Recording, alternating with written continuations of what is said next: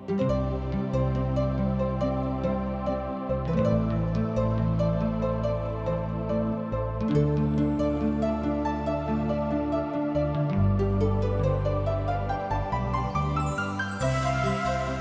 जिंदगी हमके एक के बार मिलेला। जिंदगी बहुते अनमोल हवे। अगर ए जिंदगी के जैसन जिए के चाही वैसे ही नहीं जियत तो जिंदगी नीरस हो जाई।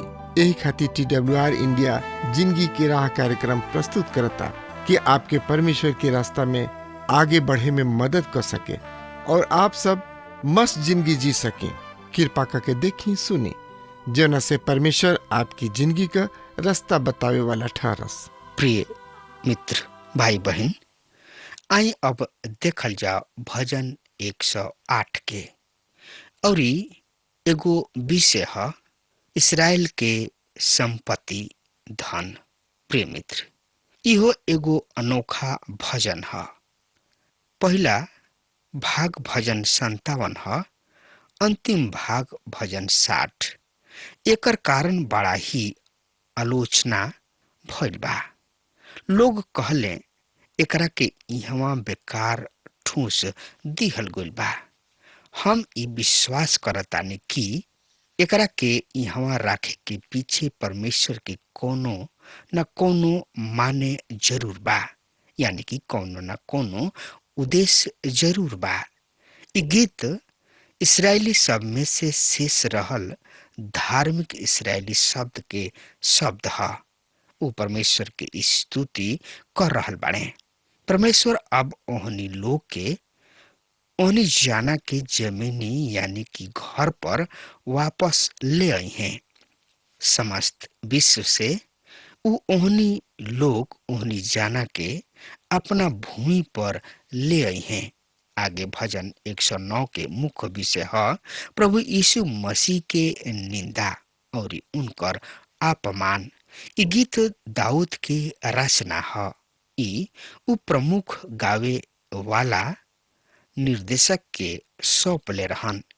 ई भी एगो श्राप अभिव्यक्ति है। ई यहूदा स्क्रोती गीत कहल जा सकता, काहे कि ई शमौन पतरस यही गीत से यहूदा के विषय उद्धृत कैले रहन। प्रेरितों के काम पहला अध्याय के 20 पद में पतरस प्रेरित कहले और भजन संहिता में ई लिखल बा, ओकर जमीन उजड़ जाओ, ओकरा पर केहू निवास ना करे और कोनो दूसर ओकर पद ग्रहण करे। आई अब देखल जाओ कि दाऊद कैसे यह रचना में यहूदा के वर्णन कर रहल बने। पद 9 के अनुसार यहूदा विवाहित और परिवार वाला रहन। यही श्राप दुआ प्रार्थना के बराबर भयानक प्रार्थना कभी भी ना मिल सकेले, जौन की सहानुभूति यहूदा के ओर ना हो। परमेश्वर के वचन एकरा बारे में साफ तथा स्पष्ट बा, एकदम साफ सुथरा बा। यहूदा दोषी आदमी रहन। उ एगो भटकल भुलाइल तथा एगो आदमी रहन, यानी कि प्रभु के जानत रहन पर आत्मिक तौर तरीका से ना। एह भजन के अनुसार कि भुलाइल यानी कि खोल आदमी के नियति अत्यंत बन के हमनी के सामने आवेले। मत्ती रचित सुसमाचार में प्रभु यीशु मसीह कहले, पर धिकार ओ आदमी के जौन की मानव बेटा के पकड़वावेला। ओ आदमी के खातिर कहीं बढ़िया रही कि उ पैदा ही ना होखित। मसीह यीशु स्पष्ट कहले कि भुलाइल आदमी की स्थिति भयानक दशा है। तो एकरा बारे में जानकारी खातिर रुआ हमरा संगे आपन पवित्र शास्त्र बाइबल निकाल ली। ओमे देखी यूहन्ना रचित सुसमाचार 3 अध्याय के 36 पद में एह तरी से लिखल बा, जे पुत्र पर विश्वास करला अनंत जिंदगी उनके है, पर उ जे पुत्र के ना मानेला जिंदगी ना देखी, पर परमेश्वर प्रकोप ओकरा पर बनल रही। परमेश्वर के प्रकोप ओकरा ऊपर हरदम बनल रहेला। जहाँ यीशु मसीह ई सुंदर अमूल्य निमंत्रण देले बाणे, एकरा विपरीत स्थिति के खातिर आमंत्रण के बुरा परिणाम भी बतावल गइल बा। मसीह यीशु ज्योति और अंधकार के बारे में विरोध स्पष्ट कैले बाड़े, बहुते कठोर बात कहले मसीह यीशु एकरा बारे में। मित्र भाई बहन, आज कुछ संप्रदाय ई शिक्षा दे रहल बा कि भुलाइल के एगो औरी अवसर दिहल जाओ। ई कहलन ओहनी लोग के खातिर एगो आशा राखल गइल बा। ई भी कहलन परमेश्वर ऐसन कठोर ना हो सकेलन। रोवे ही कहिना परमेश्वर बहुते प्रेमी हमें, भला एक तरीके कठोर कैसे हो सकताने। मित्र, ए विचार के समर्थन में पवित्र शास्त्र में कहीं भी कुछ नइखे लिखल गइल। ठुकरावे वाला आदमी परमेश्वर के कोप भजन हो ही जाता। ये मसीह यीशु के अटल वचन है। क्रूस पर मसीह यीशु हमरा और रउआ खातिर परमेश्वर के कोप सह लिहले। ई सब मसीह यीशु हमरा और रउआ खातिर कइले। परमेश्वर के कोप से बचे खातिर एक मात्र उपाय बा और उह मसीह यीशु पर विश्वास कइल। परमेश्वर के कोप और अनंत सुखमय जिंदगी, यह दोनों में से का चुनल रउआ? उनकर बहुते उच्च प्रतिष्ठा कइल गइल बा। ये गीत शुरू होता मसीह यीशु के स्वर्गारोहण के प्रार्थना से। पद 1, प्रभु हमरा प्रभु से कहलन, तू हमरा दैना बैठ जा, हम तोहरा दुश्मन सबके तोहार पौदान बना देब। ई एगो बहुते खास तथा महत्वपूर्ण रचना है, काहे कि ई मसीह यीशु के परमेश्वरत्व के बहुते ऊपर उठावेला। ई हो ही नहीं के सकत कि एक गीत के विषय पर रउआ विचार करी और फिर मसीह यीशु के परमेश्वर होके के सत्य से इनकार करी। अनेक अवसर पर नया नियम में यह भजन के अंश मिलेला। प्रेरितों के काम 2 अध्याय के 3 और 4 और 35 पद में, और इब्रानी 1 अध्याय के 13 पद में, और 5 अध्याय के 6 पद, 6 अध्याय के 20 पद में, 7 अध्याय के 21 पद में, 10 अध्याय के 12 और 13 पद में। ई अवसर है जब प्रभु यीशु मसीह के दुश्मन उनका पर आखिरी प्रहार करे ही वाला रहे। उ बड़ा ही चालाकी से उनका खातिर एगो जाल बिछौलस कि उ कोनो तरी भी कोनो रीति से राजनयिक वक्तव्य निकाल दे जौन की उनका के रोम के विरुद्ध देशद्रोही करार दे दिहल जाओ।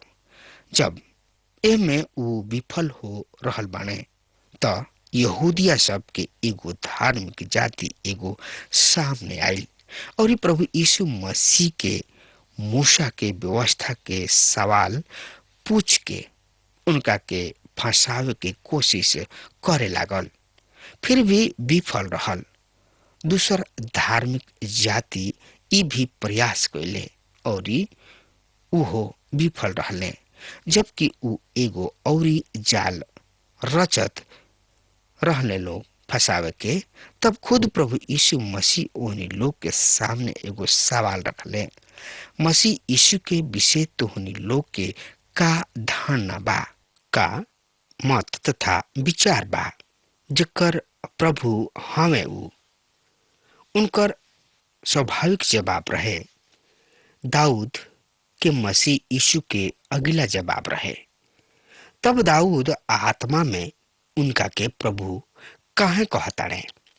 ई कहत कि प्रभु हमरा प्रभु से कहले कि तू हमरा दहिना हाथ बैठ जा और तोहरा दुश्मन के भी हम तोहार पौदान बना देब। प्रिय श्रोता मित्र भाई बहन, यदि दाऊद मसीह यीशु के प्रभु कह रहल बाणे तब वो उनकर प्रभु कैसे भइले? केहू भी मसीह यीशु के जवाब ना दे सकल, केहू भी ना। तो औरी मुठभेड़ के पश्चात उनका के मसीह यीशु के सामना करे के साहस ही ना भइल। रउआ ध्यान दही, मसीह यीशु उहनी लोग से बहुते ही सीधा सरल और स्पष्ट सवाल कैले रहन कि मसीह यीशु के विषय तोहनी लोग के का विचार बा, का मत बा, तथा हमारा बारे में यानी कि मसीह यीशु के बारे में का सोचता जा। फरीसी समुदाय के लोग बड़ा ही सिद्धता प्रदर्शित करत जवाब दिले, उ दाऊद के पुत्र हवे। ई बात उहनी लोग के सुन के मसीह यीशु उहनी लोग के ध्यान भजन 110 के ओर ले आवताणे और उहनी लोग के पवित्र शास्त्र के विषय अधूरा ज्ञान प्रमाणित करवौले। ए गीत में दाऊद ई प्रदर्शित कर रहल बाड़े कि यहोवा परमेश्वर अपना मसीह यीशु से बातचीत कर रहल बाड़े। दाऊद मसीह यीशु के हमार प्रभु कह के संबोधित तथा पुकार रहल बाड़े और कोनो भी यहूदी स्वीकार करत रहे कि मसीह यीशु दाऊद के वंशज हवे। ये भजन के बाद कैल करत रहन जहाँ दाऊद मसीह यीशु के प्रभु कह के संबोधित कर रहल बने और भी स्वीकार कैले बनन कि ऊ खुद उनका से अर्थात दाऊद से श्रेणी में ऊंचा बने। एकरा से ये भी स्पष्ट हो जाता कि मसीह यीशु एगो राजा से भी ऊंचा पद पर रहन। ऊ राजनीतिक शासक से भी कहीं ऊंचा बढ़ चढ़ के रहन। और फिर जब यह गीत में दाऊद उनका के प्रभु कहताणे तो ऊ उनकर प्रभु कैसे हो सकताणे? प्रभु साधारण प्रकृति जन के अनुसार उनकर बेटा निखन हो सकत। एह परिस्थिति में साधारण अलौकिक जन ही हो सकताणे। ये रचना स्पष्ट कर देता कि मसीह यीशु इस्राएल के मसीह केवल कुंवारी महतारी के बेटा ही हो सकत रहन। प्रभु हमरा प्रभु से कहले इस शब्द दूगो आदमी के स्तर के बातचीत है। यहाँ पर परमेश्वर ही से बातचीत कर रहल बने। इब्रानी 1 अध्याय के 13 पद में वो स्पष्ट कर रहल बने का वो स्वर्गदूत सब में केहू से कभी ई कहले तू हमरा दहिना बैठल रहबा जब तक हम तोहरा दुश्मन के तोहार पौदान ना बना दीही। यहाँ मसीह के परमेश्वर तत्व के स्पष्ट हो जाता। एकरा से अधिक स्पष्टीकरण रउआ और का चाहब का ई रउआ मान बैठल बानी कि पवित्र शास्त्र में मसीह यीशु के परमेश्वर तत्व के शिक्षा नहीं के दिहल गइल। तब हमारा माने के पड़ी कि राउर परिचय यानी कि जान पहचान पवित्र शास्त्र के एह अंश से ना करावल गइल। ई पक्का मानी। आगे आई अब देखल जाओ भजन 110 के और 110 के 3 पद एह तरी से बता रहल बा। तोहरा पराक्रम के दिन तोहर प्रजा के लोग स्वेच्छा बनी है। तोहर जबान पवित्रता से सुशोभित भोर के गर्भ से जन्मल शीत के समान तोहरा किने बा। प्रिय श्रोता मित्र भाई बहन, मसीह यीशु के युद्ध जीत के समय उस समय हुई जब बड़ा संख्या में लोग मसीह यीशु के अपनाई हैं। एगो बहुते बड़ प्रचारक कहले कि ओ काल में अतना बड़ संख्या में लोग मसीह यीशु के ओर आई हैं जितना कि पहले कबहुओ ना आयल रहन। परिणाम स्वरूप उस समय उद्धृत लोग के संख्या भुलाई लोगन के संख्या से कहीं अधिक हो जाई। यदि राउर प्रचार आज कुछ परिणाम नइखे ले आ रहल त निराशा मत होई। रउआ के लाग रहल होई कि लोग मसीह यीशु के ओर नइखन आ रहल, पर याद राखी कि परमेश्वर के काम अभी समाप्त या पूरा नइखे भ गइल। उनकर महानतम कार्यक्रम भविष्य में ही बा, तत्पश्चात लिखल बा। परमेश्वर के ई शपथ अपरिवर्तनीय है, तू मिल्कीसेदक के तरी सदा पुरोहित बनल रहबा। यहाँ भी एगो बहुत ही महत्वपूर्ण सत्य स्पष्ट हो रहा बा। मिल्कीसेदक के तरी मसीह यीशु एगो प्रधान याजक रहन। एकर पूरा बखान इब्रानी के पत्री में दिहल गइल बा, काहे कि ई पवित्र शास्त्र के महान सत्य में से एगो सत्य है। ई बात इब्रानी के पत्री 5 अध्याय के 6 से 10 पद में लिखल बा। मसीह यीशु के याजकत्व मूसा हारून के याजकत्व से कहीं ऊंचा बा। ए पद में मसीह यीशु के परमेश्वर तत्व और मानवता साफ साफ देखावल गइल बिया। इस सुगर गीत में मसीह यीशु दीनता तथा उनकर निंदा और फिर उनकर अर्थात ऊंचा कइल गइल दर्शावल गइल बा। अपमान ऐसन की ऊ राह के किनारे नाला से पानी पियले। ई हमनी के बतावला गिदोन के साथ 2900 योद्धा के साथ जौन की ऊ नाला के तट पर ठेहुना के बले यानी कि निहुर के कुत्ता के तरी पानी पियले और ई रहे जौन की जय के उत्कर्ष प्राप्त भइल। पर मसीह यीशु त जल में बहुते गहराई तक चली गइल रहन। ऊ मृत्यु और यातना सबके सहले। इहे कारण बा कि परमेश्वर आज उनका के बहुते ऊंचा भी कइले। आई आगे देखल जाओ भजन 111 के। परमेश्वर की कृति सब के विषय हालेलुया अर्थात उनकर स्तुति गान एकर मुख्य विषय है। मूल इब्रानी भाषा में ई परिवन्य काव्य है, जेकरा के अंग्रेजी में एक्रोस्टिक काव्य कहल जाला। ए तकनीक में वर्णमाला के विशेष आयोजन से हर एगो पद शुरू होता। भजन 111 113 हालेलुया भजन कहाला। ई गीत परमेश्वर के उनका सृष्टि और उद्धार के काम के खातिर सराहेलन। ई एगो नया गीत के विषय होई। पुराना गीत सृष्टि के ओर उन्मुख होई और नया गीत उद्धार के ओर। दोनों ही एह गीत में शामिल बा। हालेलुया के अर्थ होला एगो छोट आदेश, हल्ले अर्थात स्तुति करा, या अर्थात परमेश्वर के आज अधचक्र वैज्ञानिक उनकर का नाम बा। लाखों बरिस पूर्व एगो मजबूत विशाल विस्फोटक भइल और सब सृष्टि सूर्य चंद्रमा और नक्षत्र एकर कारण अस्तित्व में आ गइल। ए विश्वास के द्वारा परमेश्वर पिता और प्रभु यीशु मसीह के खातिर निर्धारित न्याय संगत महिमा उनसे छीन लिहल जाला। ई उतना ही बुरा काम है जितना कि मसीह यीशु के काम के झुठलावल या उनका के उद्धारकर्ता के रूप में अस्वीकार कइल। यदि रउआ उनका के उद्धारकर्ता के रूप में स्वीकार करतानी तो रउआ उनका के सृष्टि के रूप में भी स्वीकार कइला बिना नहीं रह सकत। आगे आई देखल जाओ भजन 112 के। इहो हालेलुया के गीत है जेकरा में परमेश्वर के धार्मिकता के बखान बा।